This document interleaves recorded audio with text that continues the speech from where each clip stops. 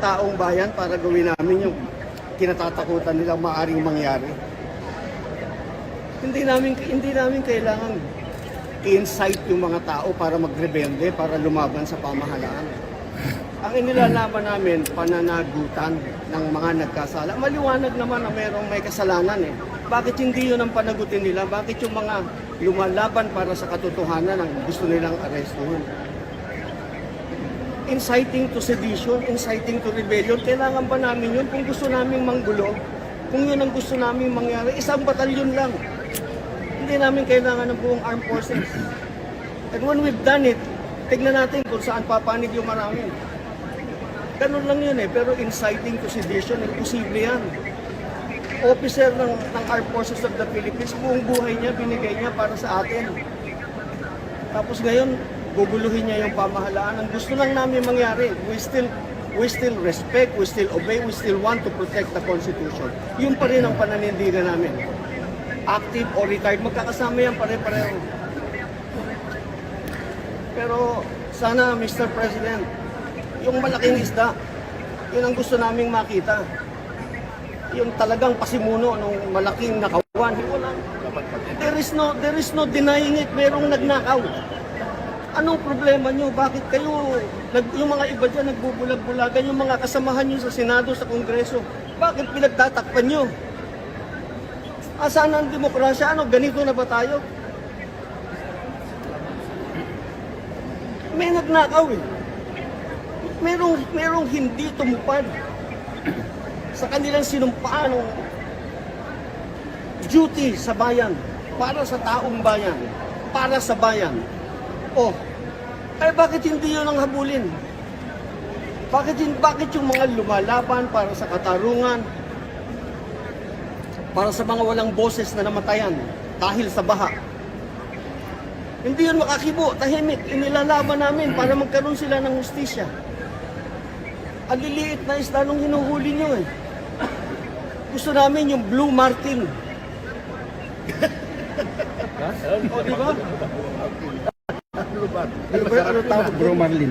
Blue Marlin. Hindi pala Blue Martin. Blue Marlin pala. Joke lang po, joke lang. No, but seriously, General Pokis is a bemedaled officer of the Armed Forces of the Philippines. Bago kami manggulo sa tao, ibang klaseng panggulo gagawin namin kung gusto namin manggulo. Pero hindi gano'n. So maraming salamat po. Tulungan nyo na lamang po kami sa aming paghahanap ng katarungan para managot ang tunay na mananagot. Nung araw ang ingay-ingay ninyo sa pananagutan eh. Eto na ngayon, pananagutan, bakit tahimik kayo? Yes. Di ba? Laban tayo. Salamat po, maraming salamat. Laban tayo. Nandito na. Nandito na ang laban. Okay. Wala na kasi. Attorney Garcia. Attorney Garcia. General Attorney Garcia. Retired general and same time attorney. General Virgilio Garcia. Jago.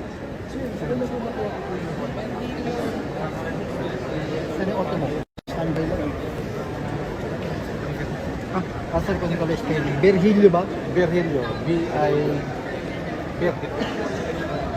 Virgilio Garcia. Jago ng Armed Forces. Garcia.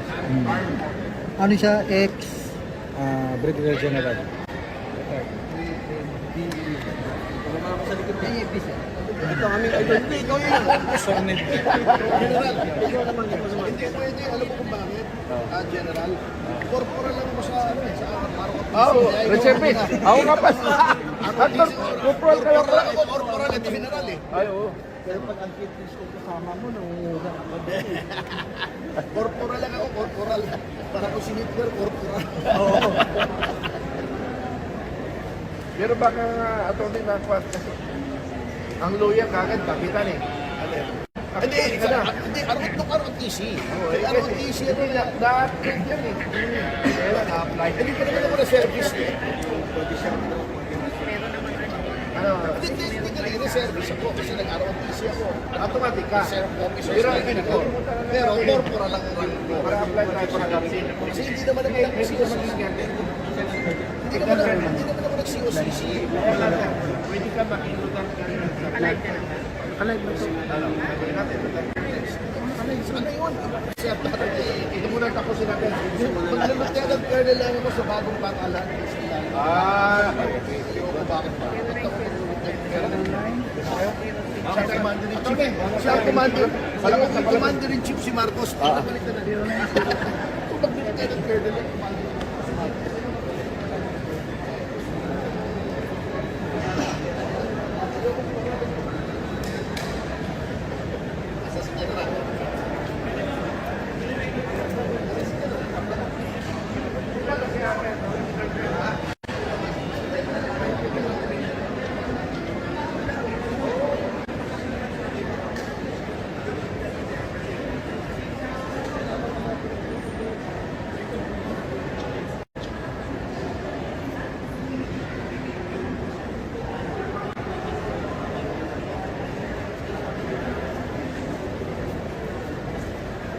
First.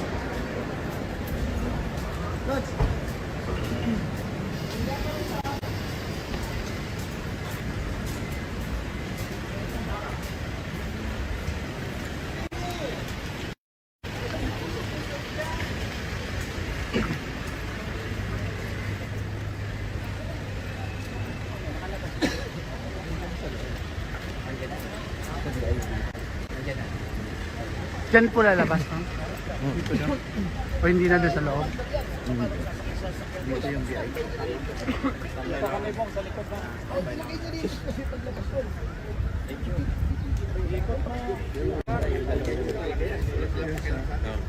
Pula yun, pula yun.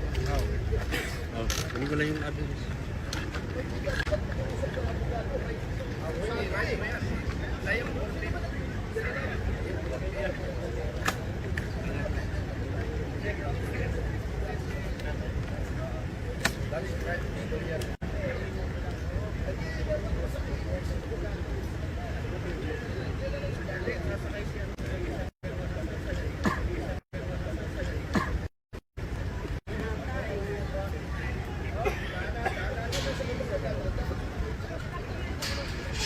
Yun na, palabas na.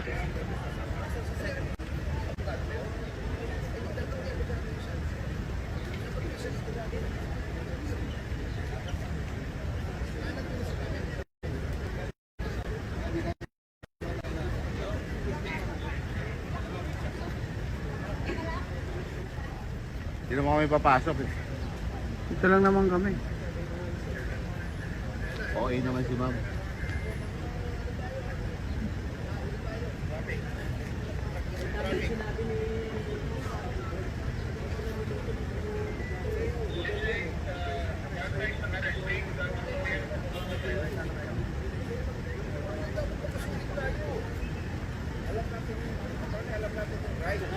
Pero hindi naman nila alam. Oo, dapat kasabay na isa. Hindi alam na yun. Alam kasi karapatan. Galit na. Alam natin, pero sila hindi niya alam. Sila ang batas.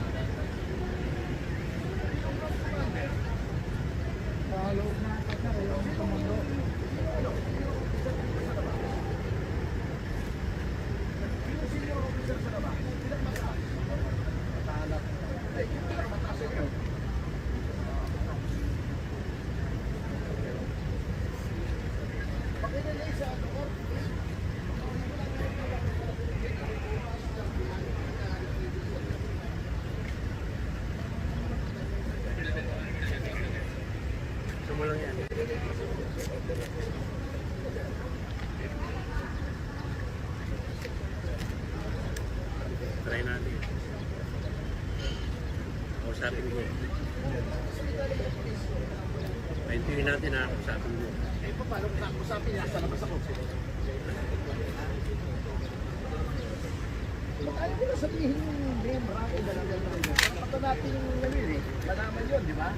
Tinatanong ko yung senior officer. May tinatago ba dito? Baka nasa loob daw. O, ito ba? Susubukan ko ha. Boss, name, rank, and serial number. Name, rank, and serial number, boss. Sir, good morning. Name, rank, and serial number, sir. Sir, hindi ko ako yung... Hindi ba kayo pulis? Hindi, kahit na po, kahit na. Kahit na po. Name, rank, and serial number po, sir. Sir, natin po sa loob siya ng ground commander, sir. Kahit na po, citizen po ako. You are an officer of the law. Tinatanong ko po yung name, rank, and serial number ninyo. Badge number. Name, rank, and badge number po, sir. Sir, nasa loob po ang ground commander po natin, sir. Bakit Hintayin po tayo? natin, sir, lalabas Anong naman po. kinakatakot mo na to? mga pulis po sila. Hindi po namin kayong pinabastusan. Nagawa lang namin ang pagkakas namin. Garce!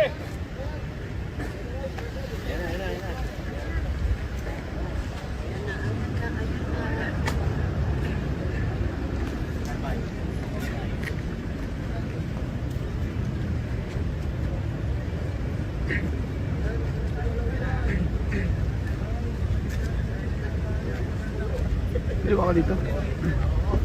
Oo. Teka.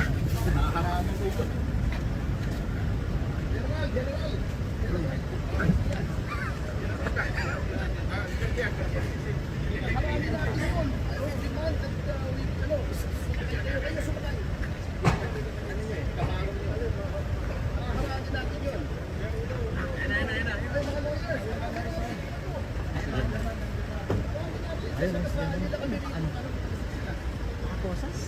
Hindi tatabon. Oh, nakaposas eh. Tatabon eh. Lawyer! Tatabon eh. Lawyer niya, kausapin ka ng lawyer niya! Lawyer! Abogado kami! Abogado! Sabi namin yung kliyente namin! Lawyer! Lawyer!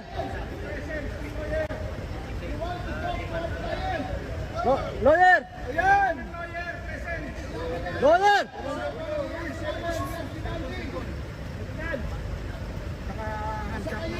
Ayan, Kap. So ayan na, inaresta na siya. Hindi kayo makakalabas dito! Grabe talaga. Sige, sige. Aharangin natin! Taong bayan ang batas! Taong bayan ang batas natin! Dapat may Morning po! lawyer, papasukin! Ay, gusto po namin makausap yung... Ano po? Yung... Hindi yata siya po. Kaya nga, gusto namin makausap yung commander ng arresting officer. Arresting yung arresting! Okay, arresting team. Gusto namin makausap yung senior commander. Yung pinakamakas. Ating leader. Hindi pwedeng sasakay na walang papasukin yan! Pag walang lawyer yan!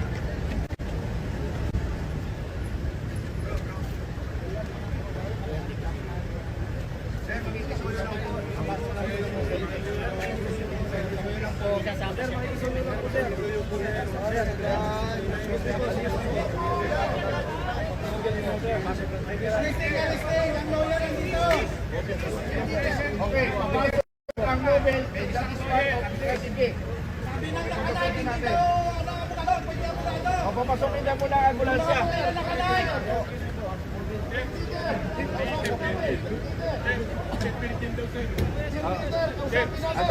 Attorney, nandito yung hepe ng pulis nila. Ito.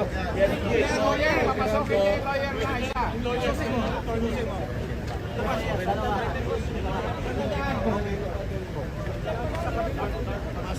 Pumasok dito. Dito dadaan daw, lawyer!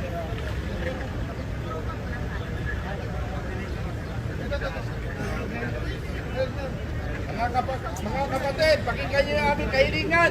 Kami ang batas, ang taong bayan ang batas. Pakinggan niyo ang aming kahilingan.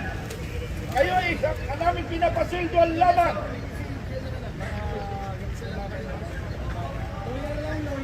Huwag tayong susunod sa illegal na order. Pakiusap lang namin. Sumunod kayo sa batas! Huwag tayong susunod sa illegal. Sundin natin ang proseso. Kayo mismo ang lumalabas! Kayo ang tagapagpatupad ng tama, hindi mali. Dapat marinig nyo, maintindihan nyo ang sinasabi namin. Simple lang naman, lawyer. Pakipag-usap ang lawyer, tuluyan.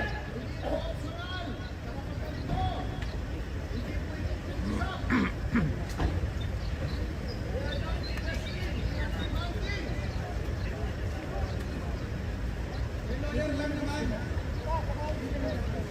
Lawyer lang naman. Kailangan kasi kausapin ng lawyer. Para walang gulo.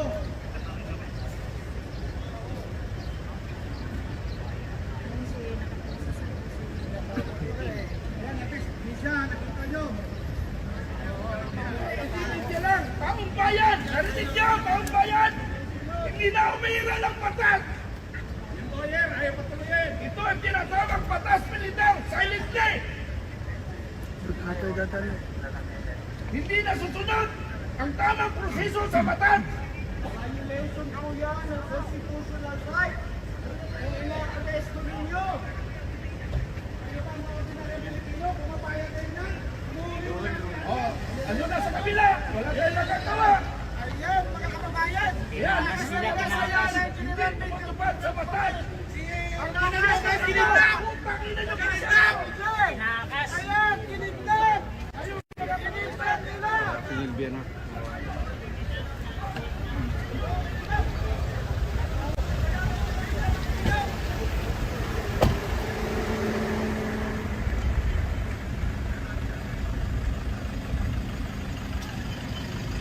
Ah, layo pala.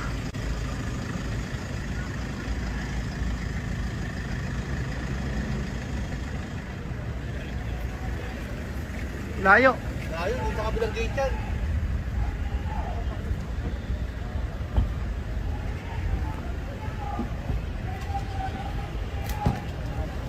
Layo, ang layo.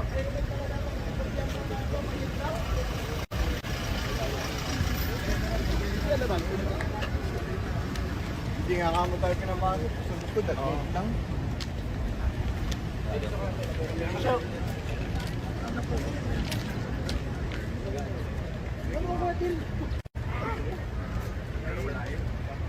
Tap na, end na, end na.